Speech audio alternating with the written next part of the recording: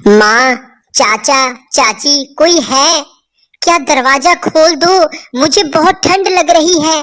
आशा कांपती आवाज में छत के छोटे से कमरे में खड़ी रो रही थी। दरवाजा बाहर से बंद किया जा चुका था। ठंडी हवा उसके शरीर को चीर रही थी और दरवाजे की एक एक लकड़ी से उसे मौत का डर लग रहा था। नीचे सुनीता और उसका भाई रविंदर खड़े हंस रहे थे। कैसी कांप रही है, मजा आ रहा है, रविंदर बोला। इसकी आवाज सुनकर तो दिल को सुकून मिलता है, रीना हंसते हुए बोली। आशा सुनीता की सौतेली बेटी थी। उसके असली माँ बाप अब दुनिया में नहीं थे। पिता की मौत के बाद सुनीता ही सब कुछ थी, लेकिन एक जुल्मी सौतेली माँ बनकर। एक छोटी सी गलती पर उसे छत में बंद कर दिया गया था। ठंड में उसका बदन सुन्न होता जा रहा था। कई घंटों बाद कविता बोली, दीदी रसोई का काम कोई कर नहीं रहा, इसे नीचे भी तो लाना पड़ेगा। जब वे ऊपर पहुंचे तो आशा एक कोने में बेहोश पड़ी थी। कहीं मर तो नहीं गई? कविता डर गई। नाटक कर रही होगी, पानी डालो। नाटक कर रही होगी, पानी डाला तो उठ जाएगी, सुनीता बोली। पानी पड़ते ही आशा होश में आई, लेकिन शरीर में जान नहीं थी।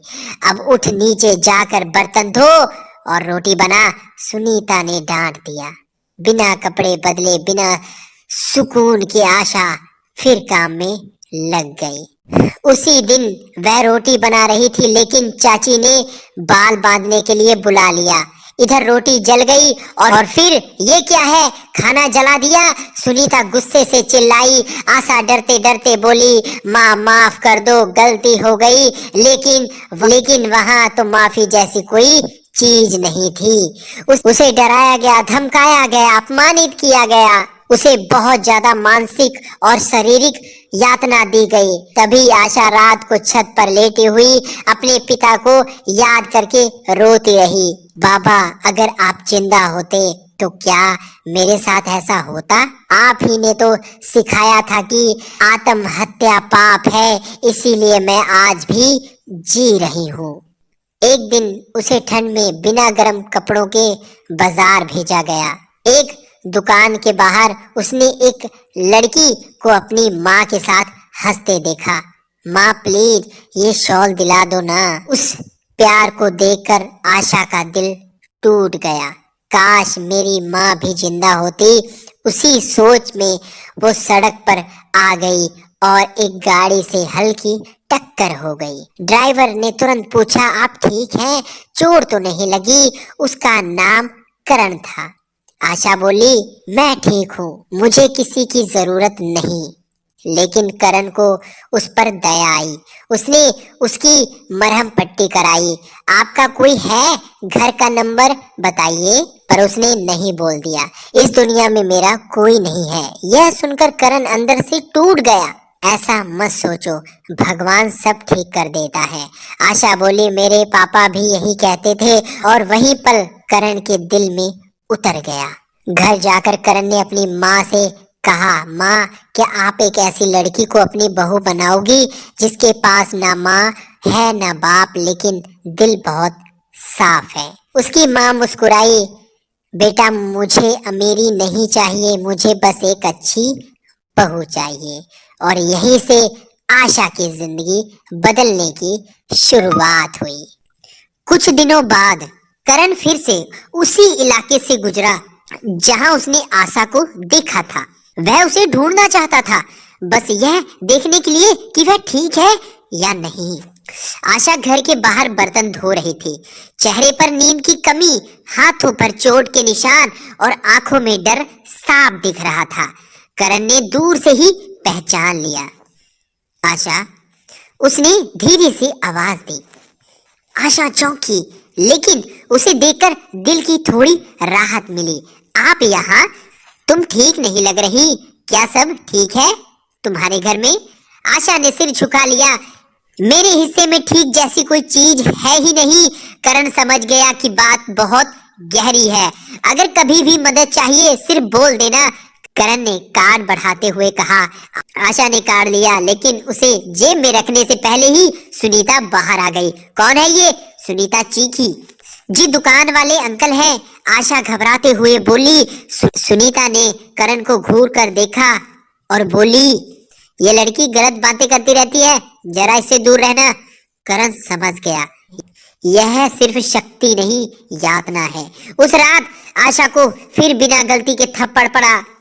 भूखी थी लेकिन खाने को कुछ नहीं मिला। वह छत पर बैठी बस रो रही थी। ठंड बढ़ती जा रही थी, हिम्मत टूट चुकी थी। तभी उसे करण का कार्ड याद आया। अगर कभी भी मदद चाहिए सिर्फ बोल देना। कब कपाते हाथों से उसने नंबर डायल किया। हेलो करण सर, मैं आशा बोल रही हूँ। आवाज रोती हुई थी। आशा क्या हुआ, तुम रो क्यों रही हो?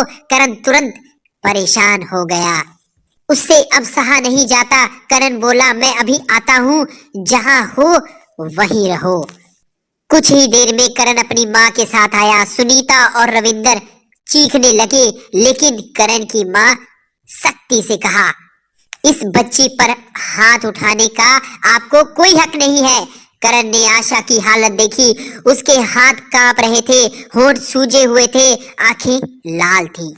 आशा चलो मेरे साथ, आज से तुम अकेली नहीं हो, करण की माँ ने धीरे से कहा। सुनीता ने रोकने की बहुत कोशिश की, यह हमारी लड़की है, कहीं नहीं जाएगी। करण की माँ बोली, लड़की या काम करने वाली? इसका शरीर देखिए, ये इंसानियत भी है। और आशा पहली बार अपनी जिंदगी में किसी ने उसके लिए लड़ा, यह देख रही थी और आंखों में आंसू आ रहे थे। करण के घर पहुंचकर करण की माँ ने उसके लिए खाना गर्म किया, दवा दी, नए कपड़े लाकर दिए। आशा रोती रही, माँ इतने साल बाद किसी ने मुझे माँ बुलाने का मन किया। करण की माँ ने उसे सीने से लगा लिया, अब से तुम मेरी बेटी जैसी हो। उस रात आशा ने जिंदगी में पहली बार गर्म बिस्तर में चैन की नींद ली।